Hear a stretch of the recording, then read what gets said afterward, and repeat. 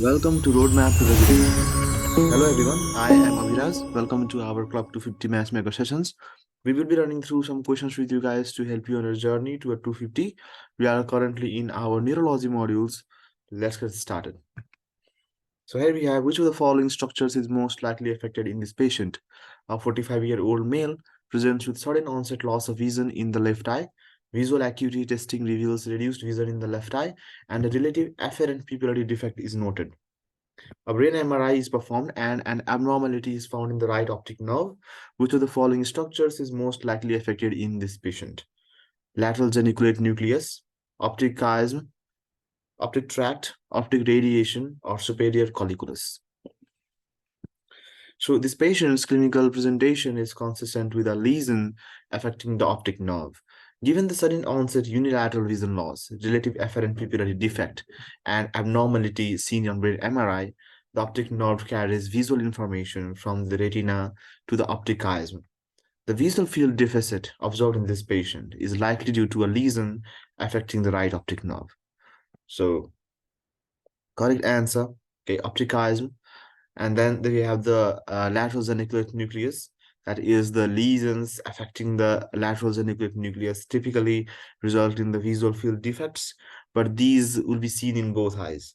Given the unilateral presentation of this patient, the lesion is likely located before the optic chiasm. Now, optic tract, damage to the optic tract would cause visual field deficits in the contralateral visual field of both eyes. Again, this does not explain the unilateral presentation observed in this patient. Now, option D, there is optic radiation, that is the lesions affecting the optic radiation would result in the visual field deficits in the contralateral visual field of both eyes. And the unilateral nature of the visual loss in this patient suggests a more anterior lesion. Superior colliculus is involved in the processing of visual information related to reflexive eye movements and plays a role in integrating visual and auditory stimuli. Lesions affecting the superior colliculus would not lead to the observed visual deficits in this patient. So we will just discuss about the visual pathway first. So here you can see in this image, okay? Now, let me annotate here. So let's see for this eye first. So this is the right side, okay, for example, or let me make it more realistic. So this is the left side and this is the right side, okay. Now, the area of the environment of the right side, okay, that is perceived by the left side of your eye. Similarly, the area of the environment on your left side is perceived by the right side of your eye, okay. So there is crossing here, okay. So the right-sided fibers or the right-sided information pass through the left-sided fibers, okay. Now, these left-sided fibers, they do not cross, okay. They do not cross. They just follow the same left side, left side, left side, and then they go to the lateral geniculate nucleus of the left side. But the right-sided fibers here, they just cross and they go to the opposite side, right? They cross and go to the opposite side. And this crossing here is called as the optic chiasm, guys. And this is the optic nerve. Similarly, the same thing happens on the visual field of the right eye, okay? Now, after that, the information passes through the lateral geniculate nucleus and the pretectal nuclei and through the Ehringer-Westphal nucleus, okay? And then it goes towards the ciliary ganglion and then it causes the sphincter pupillary muscle actions, okay? That's how you get your pupil dilated or constricted, right? Now, whenever you flash a light on this right side or in this left side of the eye, okay, if you flash a torchlight on the left side of this eye, then information gets carried out through the lateral geniculate nucleus and the pretectal nuclei and the Ehringer-Westphal nucleus and the optic chiasm. Now, the Ehringer-Westphal nucleus, if you stimulate one, you stimulate both the Ehringer-Westphal nucleus. So the information is carried towards the another side of the eye too. That's why when you flash a light here on this side, it causes constriction of the pupil, and also it causes constriction of the pupil in the opposite side of the eye too. Okay, guys. Now, whenever there is a defect in this side of the optic nerve fibers, then the information will not be carried out, and that will cause the afferent pupillary defect. Okay.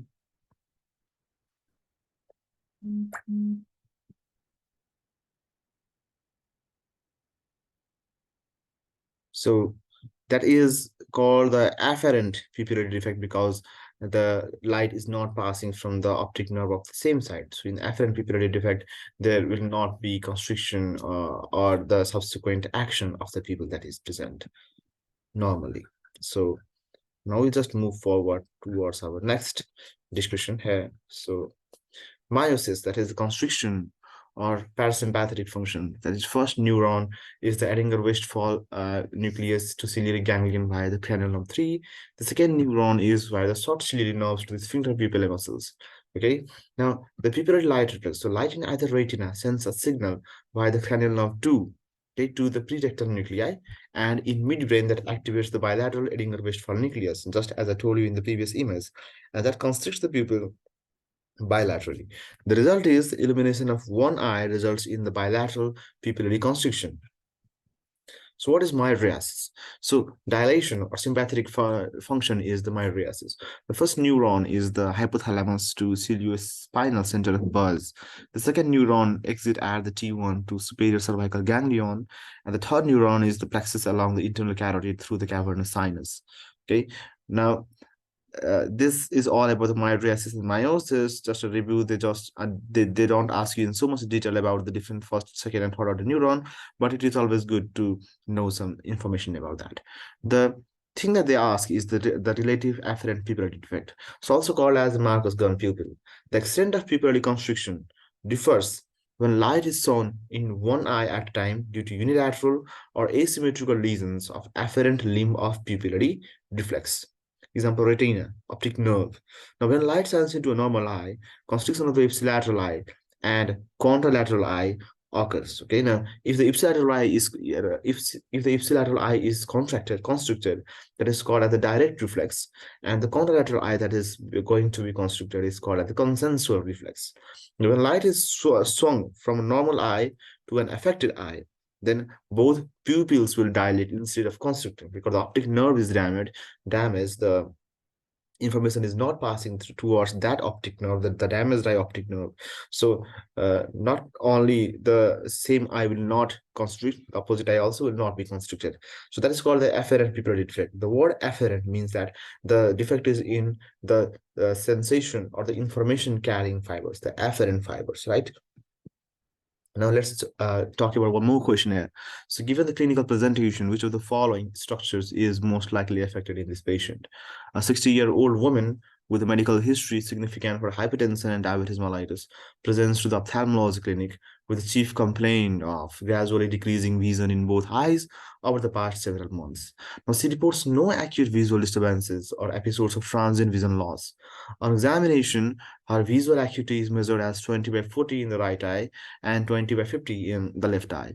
The pupils are equal and reactive to light. A confrontation visual field test is performed, revealing bilateral superior visual deficits. Further neurological examination, including cranial nerve evaluation, is unremarkable. Fundoscopy examination shows no evidence of papilledema or other abnormalities. Given the clinical presentation, which of the following structures is most likely affected in this patient? Optic nerve, optic chiasm, optic tract, lateral geniculate nucleus, or optic radiation. So the bilateral superior visual field defects in this patient suggest a lesion affecting the inferior portion of the visual field in both eyes. Now, this pattern is consistent with a lesion involving the optic chiasm. The optic nerve lesions affecting a single optic nerve typically results in visual deficits in the corresponding eye. Now, since this patient has bilateral visual deficits, a lesion at the level of the optic nerve is less likely. Optic tract, a lesion affecting the optic tract, will cause visual deficits in the contralateral visual field of both eyes. The bilateral superior visual field deficits observed in this patient suggest a more anterior location. Lateral geniculate nucleus, the lesions affecting the lateral geniculate nucleus will cause visual deficits in the contralateral visual field of both eyes. However, the bilateral superior visual field deficits observed in this patient suggest a more anterior lesion. Damage to the optic radiation will result in visual deficits in the contralateral vision field of both eyes. The specific pattern of bilateral superior visual field deficits in this patient is more indicative of a lesion located before the optic radiation. Now, this is a typical diagrammatic representation of the defect in the visual field. Okay. Now, the this is the typical presentation. So here we can see if the optic nerve of the left side is completely severe, then the left eye will be completely blind. Okay, there will be no image formation towards the left eye. Now, if there is a damage in this optic chiasm, now here you can see that the fibers carrying the nasal side, the fibers carrying the nasal information. Okay, these actually these are the temporal fibers, but these carry the nasal information. So these temporal fibers here will just leave, okay, like this. That's why the nasal field will be okay, but the temporal field, okay, the fibers that carry the temporal field information will be severe. So that's how the temporal field will be get damaged. Same thing happens here too. So this is called as the bitemporal hemianopia. And now this typical presentation is the one that is most commonly asked in the examination, or bitemporal hemianopia. Now, if there is a severity in the optic tract, okay, optic tract here, then again, the fibers carrying the nasal side of this side and the fibers carrying the temporal side of this side, they both are severe. So this is called as the right homonymous hemianopia. The same thing, okay. Now this is the Mayer's loop, okay. Now the Mayer's, there is a deficit in the Mayer's loop. Just imagine that if there is deficit in the Mayer's loop, it is like pie on the sky appearance, okay. Only the superior field, half of the superior field are lost, and it is due to the lesion in the left temporal lobe. And again, there is the dorsal optic radiation, okay?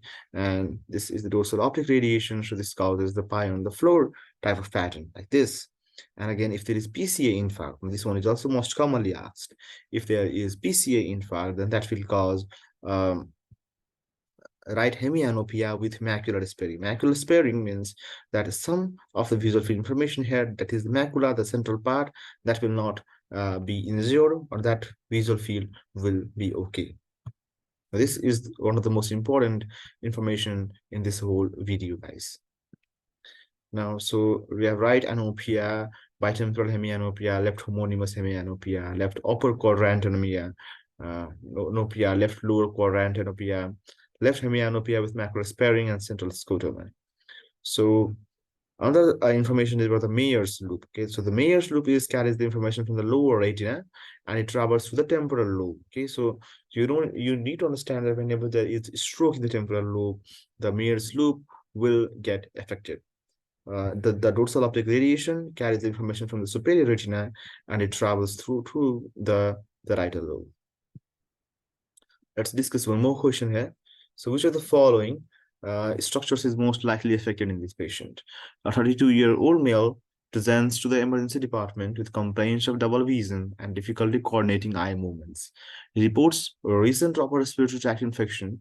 On examination, the patient demonstrates bilateral horizontal nystagmus on lateral gaze.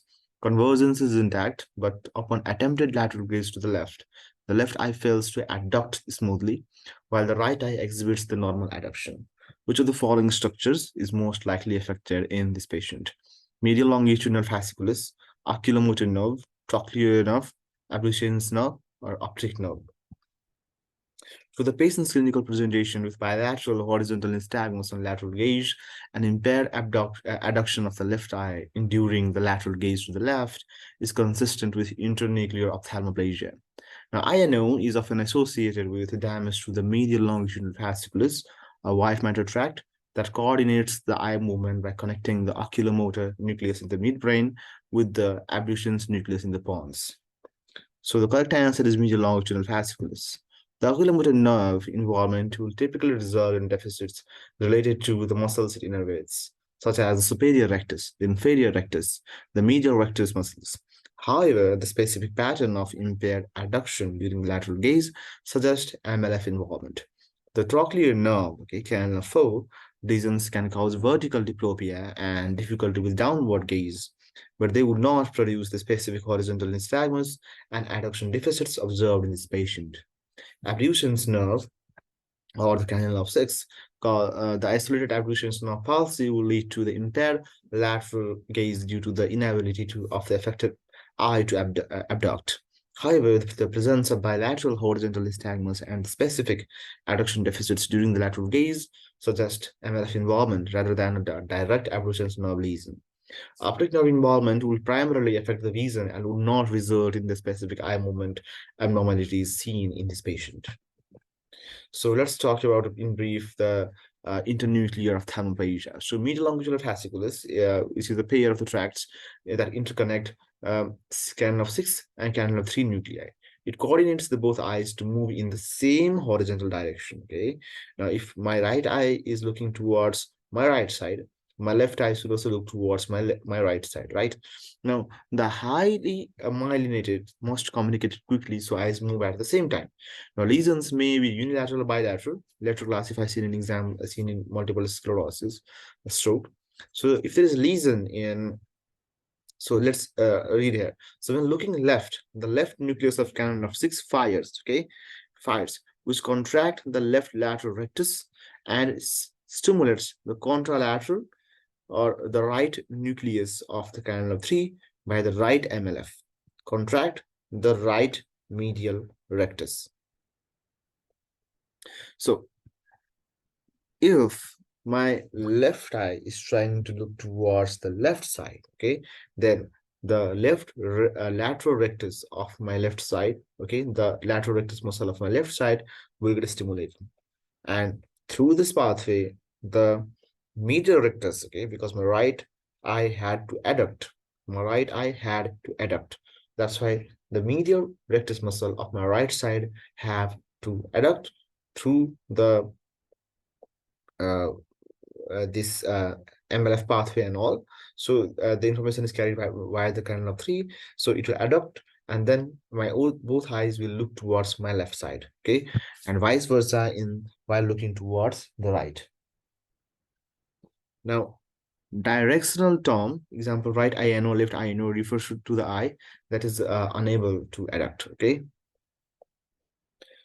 Now, lesion in MLF, internuclear ophthalmoplegia, a conjugate horizontal gaze palsy, lack of communication such that when CN6 nucleus activates ipsilateral lateral rectus, contralateral canal of 3 nucleus does not stimulate medial rectus to contract, abducting eye displays the nystagmus, convergence is normal. So this is the typical pathway. So this is the right frontal eye field here, which stimulates the left side, and then my eyes want to look left. When my eyes want to look left, then again, the information is passed through towards the oculomotor nucleus, and then the right eye also, the medial rectus contracts, stimulates, and both eyes can look towards the left side. Thank you for watching. Keep studying hard.